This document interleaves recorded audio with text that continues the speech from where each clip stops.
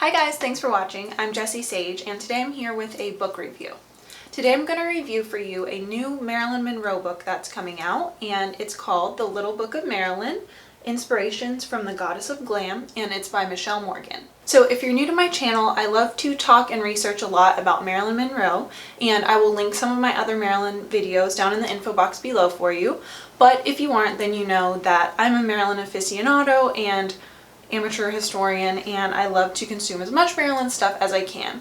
And one really cool area that there's a lot of Marilyn info is in the book area.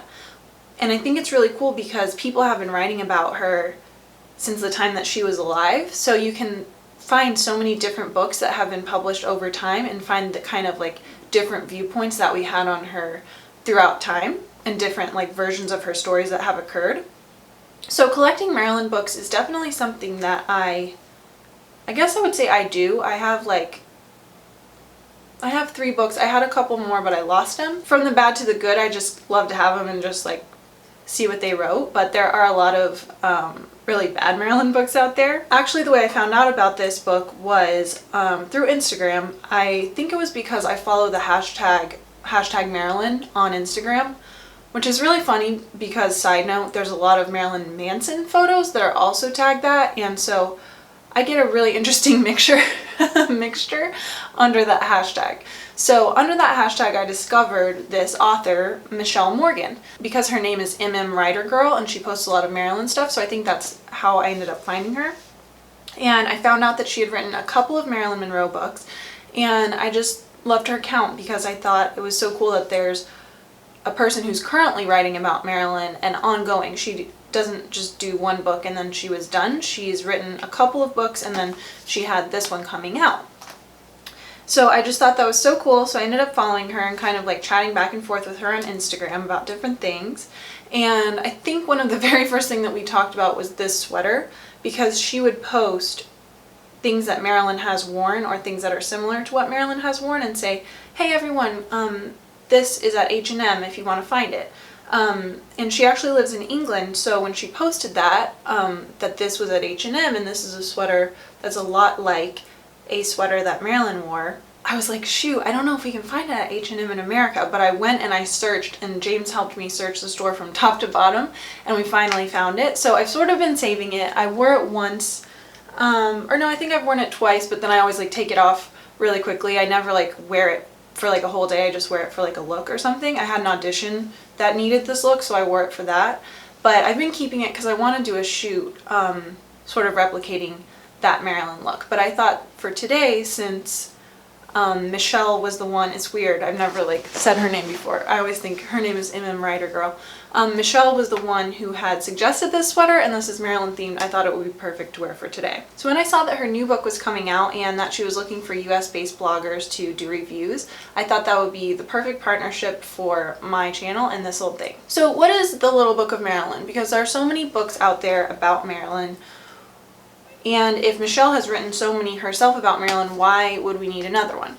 Well, this one is really cool and unique in that it's really eclectic and it has a large mixture of Marilyn things. And I think it would actually be an interesting read for someone who's just getting into Marilyn or somebody that has been studying her for a long time like me.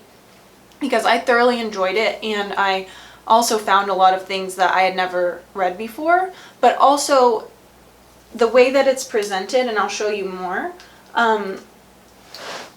like it's very easy to read. It's not a very hugely dense book that you have to read from start to finish. You can kind of like pick it up and read like one section, like about her makeup or her wardrobe or different things, and so it's very easy to consume, and it's not as overwhelming as maybe some of those huge biographies would be to somebody who's just getting into it. So this is from the press release that they sent from Running Press, who's the publisher.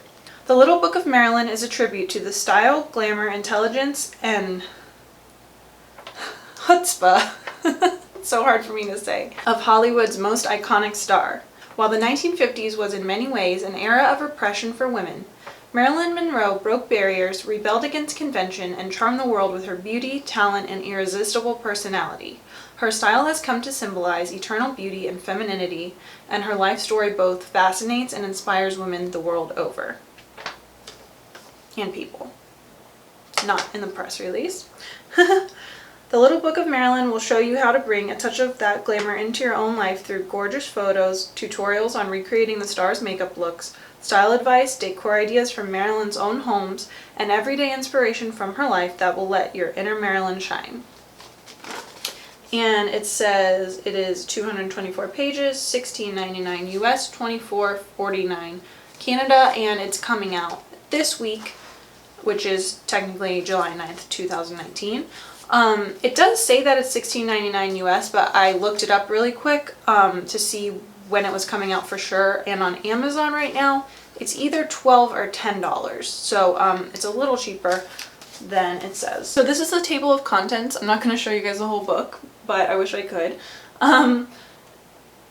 It's broken up into her story, inspiration, style, beauty, life skills, personal effects, and walk with Marilyn. So that's how it's broken down. So chapter 1, her story, is about 25 pages or something like that. I like that this is included because I feel like her story is really important to who she is.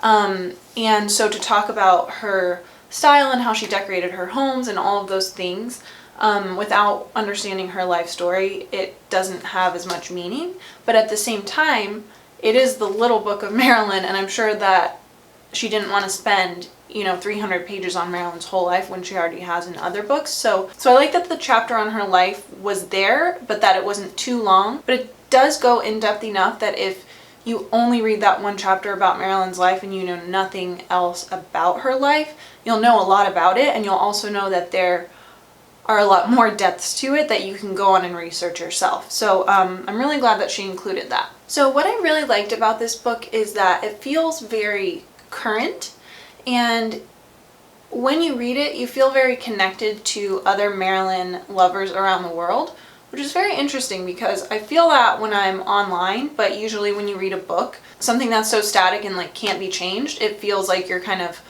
on your own just reading that one tidbit that maybe it's just been on the shelf for like 10 years or something. But with this one, it's really cool because she talks about Marilyn fans. She uses them like for examples and stories, and like she uses this one really famous Marilyn Monroe like impersonator, I guess you would call her, Susie Kennedy. She uses her for a makeup tutorial. So it really feels like the Marilyn community is a part of the book. And I just found that to be a really cool aspect. Oh, one of my favorite things is that there were these tiles that Marilyn had in her last home. And they're these Mexican tiles. They've sort of become a thing among Marilyn fans to have them, or to have different decorations that are similar to Marilyn's. And she talks about that in a whole section in this book, which I love. And so in this book, it talks about a woman who actually recreates those tiles, and these other tiles that were in front of Marilyn's front door that said Cursum Perficio, which means like, here I end my journey, or here's where my journey ends, or here I complete my journey maybe. She also does those. So in the book it talks about the Facebook group where this woman makes these tiles, and everyone that's there that talks about her home and stuff. So I just think that's so cool that like something just as old and seemingly forgotten as the tiles that Marilyn had in her home, because I think they have been replaced now by the new owners. I love that that has been brought to life and illuminated in the book. I'm just checking my notes to see if there were any other favorite things, because I don't want to give away the whole book, but there's so much in here. There's just things that stuck out to me because either I had wondered about them or I had never heard it or something like that. She gives a lot of updates on Marilyn beauty products, and there will either be dupes if it's not still made, or she'll tell you what the real thing was, which I really like because I love finding Marilyn beauty products. Oh, I have a new Marilyn goal, which is to go to this perfume shop in England called Floris and get Marilyn's one of her favorite perfumes, which was Rose Geranium. She went herself to that shop several times and she met the owner of the shop, so I just thought that would be a really cool like bucket list thing to do, is to go there. So Michelle said that I could actually read a little snippet from the book, so I'm going to pick something that I thought was a really cool tidbit, and now I've been noticing this in all of her pictures ever since I read it. So this is from the section called Shoes. Let's get some shoes. In swimwear publicity photographs taken in the early 1950s, Marilyn often wore a beautiful pair of high-heeled lucite sandals. These creations were ingenious because the straps were actually interchangeable ribbons. This meant that whatever color swimsuit Marilyn was wearing, the same colored ribbon could be applied to the sandals. This gave the impression that she was wearing different shoes each time, though in reality, Marilyn was recycling the same pair.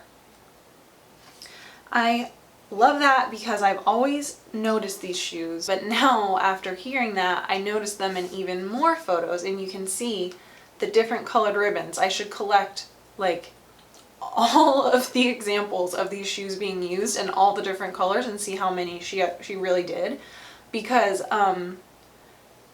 doing my own photo shoots myself, and even when you go, when you get hired as a model to go to a photo shoot, a lot of times you're told to bring your own shoes, and a lot of times I'm like scrambling around because I'm like, oh, these are old, or I don't have the right color or whatever. So I just like related to it so hard, and I just thought it was so cute and adorable that she did that. And like, she must have just thought like, oh, these are so smart, because now, and that money was always a problem for her, well, at least when she was younger. So she's like, now I only have to have one pair of shoes and I can make it look fresh for every shoot. And she really did. She wore those in so many shoots. I just actually posted this week a photo of her wearing them for the 4th of July. So I just thought that was so cool. And yeah, so that's like one of the tidbits that you might find if you read this book. And if any of you guys do buy it, please comment here or comment on my Instagram and let me know what you think, because I'd love to know like what stood out to you. Also, definitely follow at @MMWriterGirl on Instagram, because she's really sweet, and if you do get the book, I'm sure she'd love it if you tagged her in a picture of it. But also, like, ongoing, she's just posting like pictures of clothes that she finds that are Marilyn related, or all different things that are Marilyn related. So if you're into this stuff, that's definitely someone that you would want to follow. So one more thing that just stood out to me was on page 151. There's a section called Life Skills, and it's all about little tips that you can learn from Marilyn. And I just really love this because I feel like Michelle Morgan really understands like the spirit of Marilyn, and she really captures it in this book, like the goodness of her and the fun and the determination in the way that Marilyn like didn't listen to rules. She really captures like all of that in this book. So she's talking about Marilyn and how she loved animals, and it says, over the years, many people have come forward to describe how she saved the lives of animals in need. These excursions included chasing a hawk that was terrorizing a neighborhood swallow and her babies, throwing stranded fish back into the water while walking on the beach, and trying to buy a calf from a farmer who intended to sell it for meat. When her efforts with the cow failed, Marilyn became absolutely distraught. Well, that is sad. But it just stood out to me because I also am like always finding animals that need to be saved, or my animals will bring me animals that need to be saved. Or I'll just be like driving down the road and then I see like horses that are out in the road or cows that are out, and then I have to go like put them back in. Like, it's actually kind of crazy how many animals like I've found. So when I read that, I was like, oh, that's so cool. I love that we have that in common. So yeah, guys, that's my review. Overall, I love this book. I'm so glad to add it to my Marilyn book collection. And for it being the Little Book of Marilyn, I was actually pleasantly surprised with how big it is and how much was packed inside, because, I don't know, I feel like when something's called the Little Book of something, it's usually just like 5 pictures and like a bunch of quotes, and it's like, wow, that person didn't do any work to like write this. But she definitely did a lot of work, a lot of research, and really also reached out to a lot of other Marilyn lovers, and I just love that, like bringing the community together.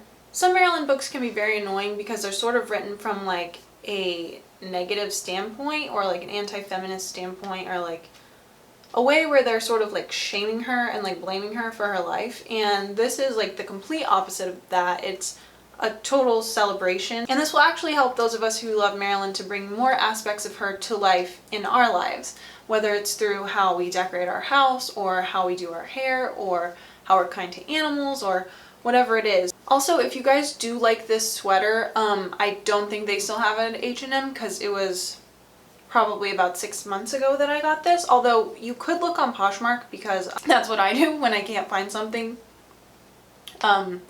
When something hasn't been in stores anymore, I'll just look it up on Poshmark to see if I can find it. The sleeves of the sweater that Marilyn's wearing in her photo are actually short, and I literally just this week found an Instagram account of a store that makes a very, very similar replica sweater. I think it's even called like the Marilyn sweater or something, and it has short sleeves.